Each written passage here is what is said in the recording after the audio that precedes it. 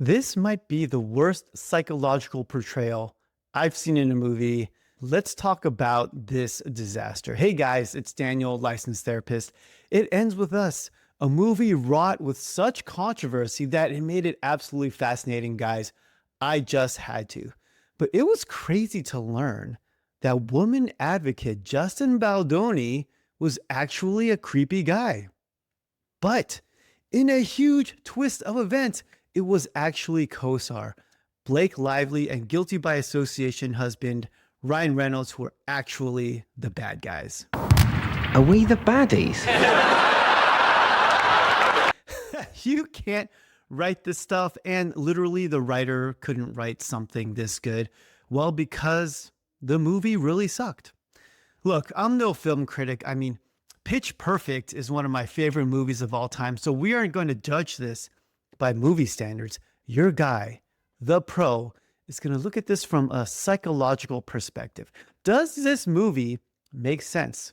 So I'm going to give you the inside scoop on why this was such a crappy movie. Okay, here's the brief summary. Spoilers ahead. The movie starts off with our main character, Lily Bloom, going up to give a eulogy at her father's funeral, and right when she's about to speak, walks off, leaving the wake in a very awkward situation. It was at this moment I thought, her father must have done something insanely horrible to her. Well, it turns out her dad was actually pretty nice to her. At the very most, he might have been a little absent because he was working, but from what the audience can tell, he seems to be a perfectly fine father. So why does she hate him so much? Well, there's this fuzzy memory of the dad being violent toward the mom. Maybe it was lost in translation between the book and the film, and it was more fleshed out in the book, but I was thinking, that's it? As a therapist, I've seen countless people who have suffered all kinds of abuse at the hands of their parents, and I can't imagine them doing something like walking out right in the middle of their father's funeral, just as they're about to say something. I know it's Hollywood and things get embellished, but for me, her level of hate toward him just doesn't match. So she leaves her small town to go to the big city to open a flower shop. And I have to say, if this was a young girl with her whole life ahead of her, it would give that feeling of optimism. And go for it, young lady. But Blake is pushing 40, and she's certainly a fine looking lady. That's not what I'm saying. But it really made me think this better work out. The stakes are pretty high. This is kind of it. This is her last shot, maybe, and you can feel the desperation. So anyways, Lily whimsically meets Ryle, a handsome, buff, charming neurosurgeon, and geez, what are the chances of that? So they start a romance, but Ryle comes with a hangup. He doesn't do relationships, and he is afraid of abandonment and has trust issues. And can you guess why? No, it's not because his father or mother left him. No, it's not because he was cheated on. No, he wasn't betrayed by his friends. As a child, he accidentally shot and killed his brother. And here is where we come to our first major psychological contention of the movie. This guy is afraid of intimacy, rejection, and abandonment because of an accidental gunshot. What the hell is even that? I was like, what is that? That makes no sense. It made so little sense. I had to ask my therapist's wife, and she completely agreed with me. Whoever wrote this has no idea how trust issues manifest in relationships. Painful events certainly twist us, but not all pain twists us the same way. If someone were to have trust issues, I were to expect that they would experience pain in the relational nature. Like I said, a betrayal or abandonment of some sort. But something like accidentally shooting someone would cause maybe shame, guilt, maybe a phobia of guns, maybe afraid of physical violence towards people, but certainly not intimacy issues. It doesn't add up at all. It makes no sense. Let's keep going. So at the same time, the movie tells a story of Lily as an adolescent and her first love, Atlas. He is homeless because his single mother is victim of domestic violence. So they start a secret relationship until one day her dad finds them in her room and he loses his stuff and beats up Atlas, and he winds up leaving in an ambulance. And that's the last time Lily sees him until he shows up as a successful restaurant owner while she is dating Ryle. And so now Ryle has trust issues and they activate like some kind of dormant mutant power. So let's talk about trust issues a little bit, guys. So if someone's trust issues are really, really bad, there's nothing you can do as a partner. It will just manifest in a way where your relationship is just going to be destroyed. But can trust issues be overcome in a relationship? Yes, absolutely. How? Well, you're going to need some really, really, really strict boundaries and a whole lot of transparency. And that would mean no contact or very little contact with an ex. And to Lily's credit, I feel like she gives a good effort. She really tries to stay away from Atlas. And she really tries to make it work with Ryle, but there's a couple blunders that she makes that cause Ryan's trust issues to go Super Saiyan. And one of those things is she forgets that she puts Atlas's phone number in her phone case and Ryle finds out about it. Try to backpedal from that one when your partner has trust issues. In any case, all the trust issues eventually culminate in Ryle doing a pretty bad, violent thing toward Lily.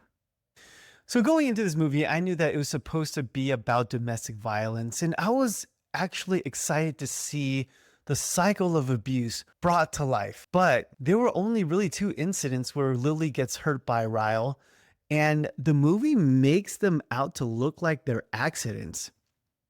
So why does the movie do that? I don't know, but it really doesn't let you get into the cycle of abuse as the audience. I was waiting for Lily to really get stuck in this cycle and break free for some kind of victorious ending. But instead, there's only one clear, obvious abuse incident right at the end, and she just pretty much leaves after that. And I guess that would be somewhat of a victorious ending if we're not for a couple facts. Number one, after the incident, she runs into the arms of Atlas. Of all people, why him? I was thinking, go to anybody else, anyone but him. So your husband, Ryle, is jealous and enraged, and he thinks you're cheating on him with Atlas, but you actually wind up with him? There's no excuse for violence in relationships. Don't get me wrong, but isn't his jealousy somewhat justified? I think this makes Lily look really bad. And number two, she is pregnant with Ryle's baby. So there is something tying her to Ryle. In this situation, there's no such thing as a clean break. So Lily ends up leaving Ryle, but they still maintain somewhat of a cordial relationship as she's pregnant and carrying his child. For all we know, he appears to be a supportive dad. He shows up and builds the baby's crib. He shows up to appointments. And all of this culminates in the birth of their baby. And up until this point, it hasn't been great, but it hasn't been super terrible. But this is where the movie really nosedives. Let's get into this last scene. Oh, you want to join us? Got room for one more. Yeah? Yeah. Oh, no, I got you. I got you. Hey. Want to hold her? Yeah. Hi. Mommy's got you. Yeah. Don't here. Mommy's got you. I know. What should we call her? I was thinking we could name her after your brother.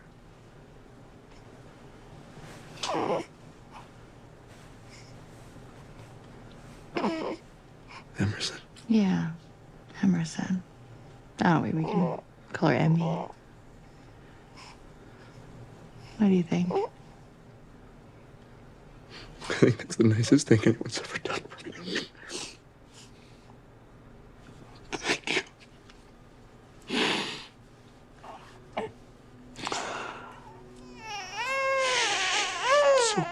It's okay. Daddy's got you.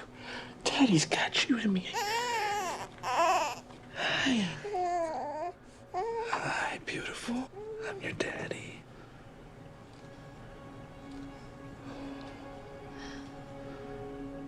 I'm gonna keep you safe, Emmy.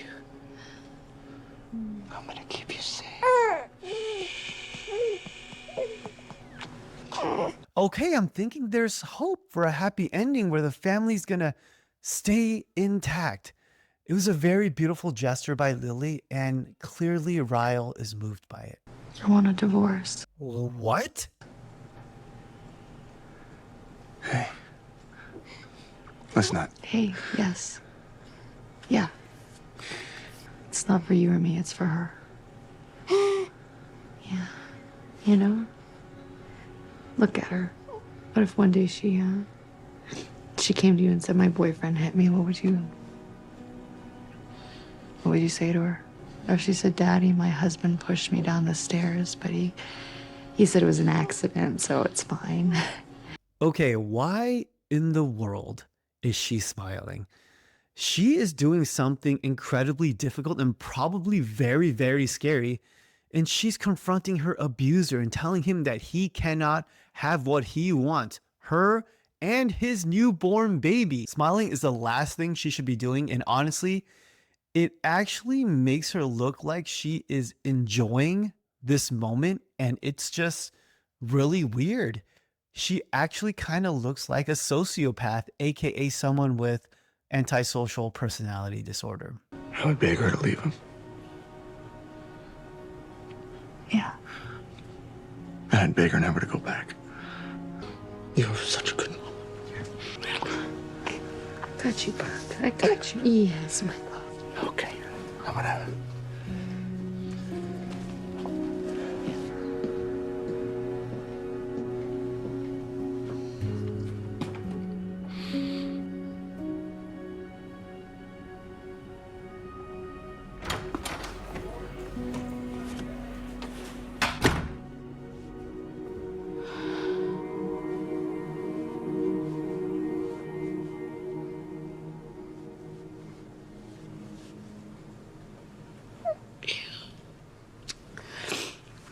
There you go, Buck. Mama's got you. Mama's got you. Yeah. Yeah. Stops right here, Bubba, with you and me. It ends with us. So he just leaves just like that with his tail between his legs? Who does that? You know what this looks like? It looks like someone, I don't know, somebody wrote this, someone having no experience, thinking that this would be just a badass woman putting a guy in his place. Well, if it was a real abuser, I would expect extreme anger, at the very least, some kind of manipulation. I doubt anyone like this would just leave. For her to condescendingly talk down to him while she is smiling, which was weird, and for him to actually agree and walk away was crazy. It was wild. She was not even afraid of any kind of backlash, and there was none from him, which makes you think, is he really an abuser? Are we the baddies?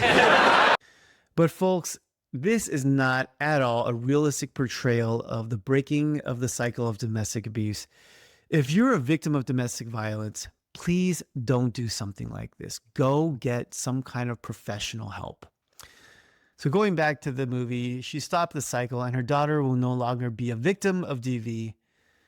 Maybe. But she certainly created another Ryle in her daughter. Somebody with trust issues. I mean, why couldn't he be in her life? Look, it looks like Ryle knows that he has a problem and he even offers to go to treatment, but she doesn't even give him a chance. And if you're not married or if you don't have children, sure, just leave, no big deal. But if you have a child, you set that child up for a much more difficult life. Look at the stats of single mothers and the outcomes of their children. The stats are pretty damning. And I don't blame the character or the writers, but the fact of the matter is, this movie romanticizes domestic violence and minimizes the breakup of the family. But wait, it gets even worse.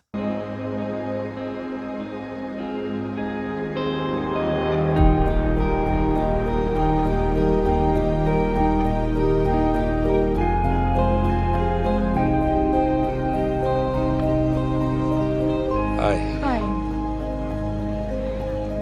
Have you? Was that your daughter? Yeah, that's Emmy. She's beautiful. Thanks. Are you still with... No. No, it's just us. Oh. Wow.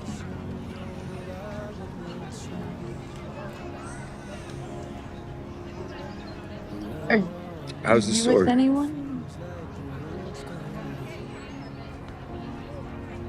No. Not yet.